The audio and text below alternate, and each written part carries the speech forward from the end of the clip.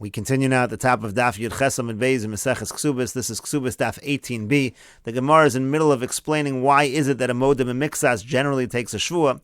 Uvechula boy delodile. Really, the person, he really wanted to admit all of it, because again, a person's not meiz panav. A person doesn't like to deny something that he owes somebody else. V'hai delo odile, and the only reason he's not admitting to all of it, ki hechi delishtamitle, it's because he wants to buy himself some time.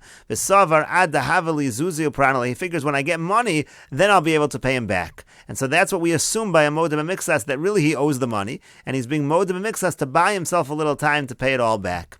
And so therefore the Torah says, Rami shvua, make him take a shvua, ki heichi delodile bekuli. That way he'll admit in the entire thing.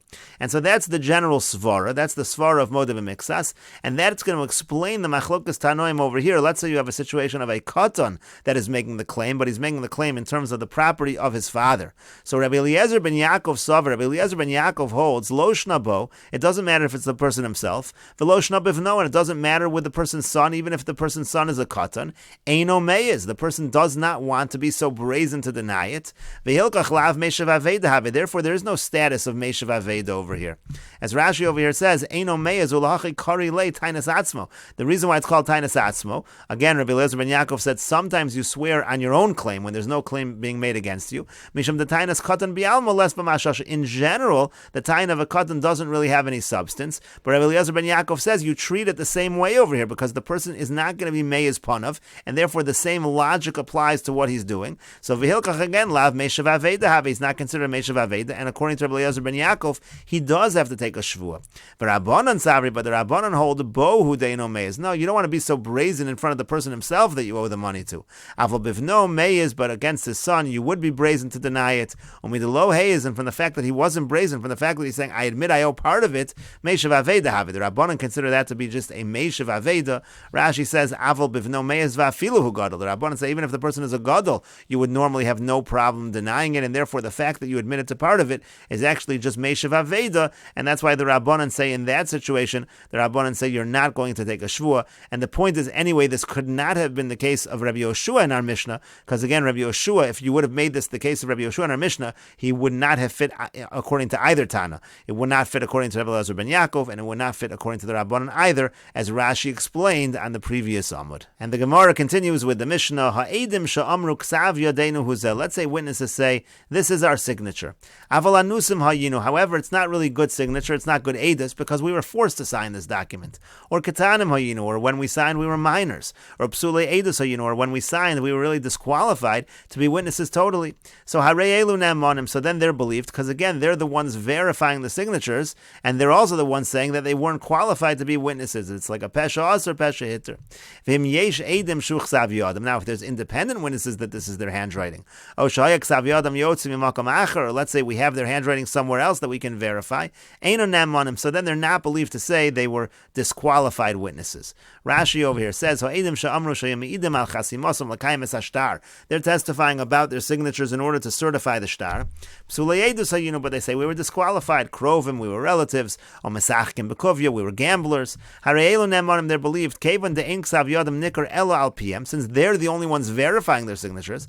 We have a pesha asur, pesha hitter here. Just like we believe it's their signatures, we also believe that they were disqualified. But if it's an independent verification, coming from a different place, there was another document already that was already certified in Bezdin. Now we have a certified shtar that comes in front of us, and we can compare the signatures, and they're the same. That's already not a pesha asur, because it's independently clear that it's their signatures. So they're no longer believed to say that at the time of the signing we were disqualified. And the Gemara says, Amar Rami Bar Chama says, Lo shanu ela sha'amru anusim hayinu machmas mamon.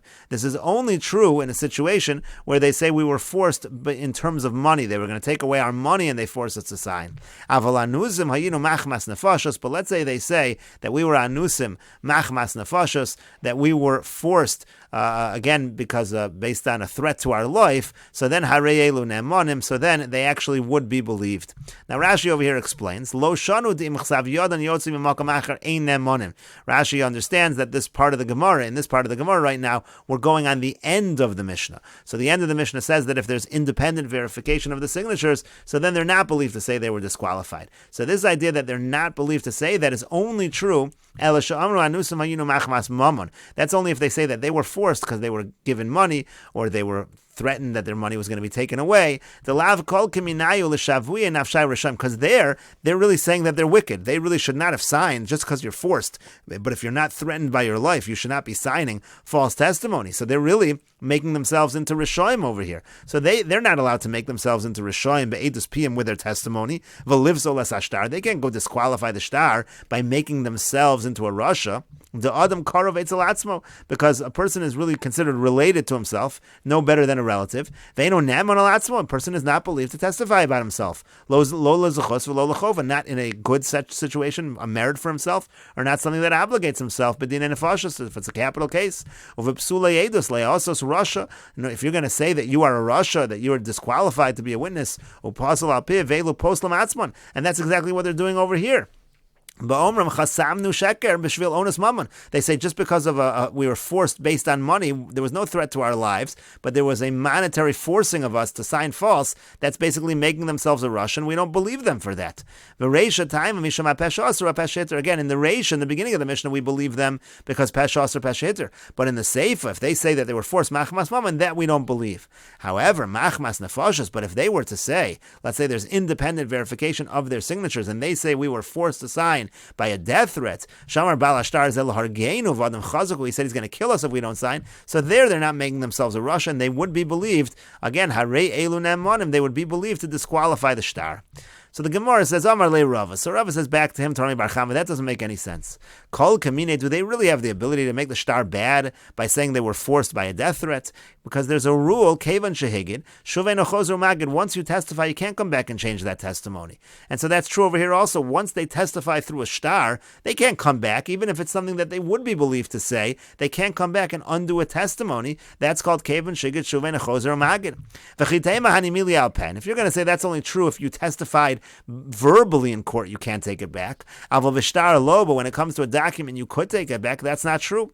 V'yomer Reish Lakish, but Reish Lakish said, Eidim hachasumim al ashtar, if witnesses sign a shtar, nasa kamisha nechkar edusim bebezin. The halacha is, it's as if the edus has been investigated in court. It's the same thing as testifying in court. So there's no way that they can come back later and disqualify themselves. Kevan sheged shuven echozro magid, says Rashi, Gabe edus choda hagada ksivim lo yagid. You have one hagada, one time to say your testimony. When they sign the shtar, that's their testimony. They can't uproot it because we've already verified their signatures from it independently. Now I understand in the first part of the Mishnah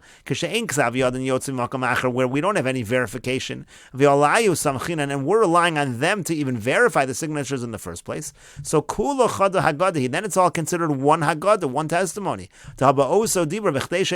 Because in the very same speech, Toch Kedei Dibur, they're saying, we were forced. But over here, we're not relying on them. We've independently verified their signatures that they can't come back and change their testimony. So there's no way that would be the case. And so the Gemara says, Elakiyatma, rather, if you're going to say anything, any kind of qualification on this Mishnah, making this distinction between Machmas Mammon or Machmas Nefashos, Areisha Itmar, it's really going on the Reisha by the Pesha Osir case. And it should be as follows. Hare Elu Nemonim. Again, it said in the first part of the Mishnah, they are believed when they're the ones verifying the signatures and saying they were disqualified because that's a Pesha Osir, Pesha Hitter.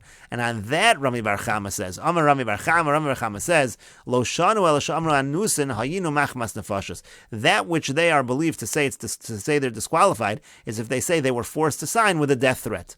But if they say we were forced because someone said they're going to take away our money or something like that, so even though they have a pesha osir, pesha hitter, ein ne'emon, and they're still not believed, my time, what's the reason? Ein adam mesim atzmo rasha. A person is not allowed to render himself into a rasha. Rashi over here says, Elo de amri machmas nefashos nensu, de lo mashvu nafshai risham. Then they're not making themselves wicked. Then again, if Pesha Aser Hitter, again, that's Pesha Aser, Pesha Hitter. But but if they say, even with a Pesha Aser, if they say that they're Rishoim, that they can't do. You can't undo your Cheskes Kashrus because you're relative to yourself. A Karov Pasal Eidus, and a Karov is Pasal Eidus, and so therefore that's what we're saying. Even in the Reish of the Mishnah, where they are believed, they would not be believed to say they were Anusa Machmas Mammon. And the Gemara continues, Tanu Rabbanon, the rabbis taught, Einem Monim Leposlo Divrei Rabbi Meir. Rabbi Meir says they are not believed to disqualify this shtar. V'chachamim omrim nem monim, and the Chachamim say they are believed to disqualify the shtar. Rashi over here says, Einem Monim Leposlo, Areish de Masnisan Polig. Rabbi Meir here actually, in this brisa, is arguing in our Mishnah. And he's saying, Ha'edim Shamru Ksav Yadeinu Avalanusam Ha'ina V'chula. If they say that this is our signature, they're the ones verifying, it's based on them that we're verifying, they are then not believed to come back and say that there's some kind of disqualification. And the Gemara says, B'shalom l'Rabbanon ki taimayu sha'pesha aser hu ha'pesha hitter. I understand the Rabbanon what the reason is, as we've said already, pesha aser, pesha hitter, so they're believed to disqualify the shtar. Elul Rabbi Meir, but according to Rabbi Meir, my time, and what's the reason? So Bishlam Psulei Eidos. Now I can understand the reason why they wouldn't be believed to say that they were disqualified as witnesses, because Malve Gufe Meikara Meidakdaya, because we have a presumption that the Malve himself, when he would sign these witnesses, he would make sure that they're kosher, and therefore you can assume that they're good. Rashi over here says Bishlam Psulei Eidos O Katanim, or Katanim as well, we'll say in a moment in the Gemara, if they're saying that this is our signature but we were not good to be witnesses, or we were minors, I can understand why they're not believed according to Rabbi Meir. Since they're admitting that the shtar was written properly, they're saying that there really was a loan, there really was a purchase. But we're not fit to be witnesses. So really, it is like a loan that was done without a document. Or let's say it was a sale. So again, this shtar would not be able to create a kinyan. It's not a good shtar. So I understand over there, I understand why Rabbi Meir there would say that they're not believed to say that. Because what kind of malve is going to give away his money without signing a proper shtar? Of course, when he signs the witnesses, he'll make sure they're kosher. So we ignore what they say, that they were disqualified. And Katanim Nami, and the same thing as minors, along the same lines, like Rav Shimon ben Lakish says. Reish Lakish says, and we'll continue with this discussion in the next video on Daf Yud Tes Amud Aleph.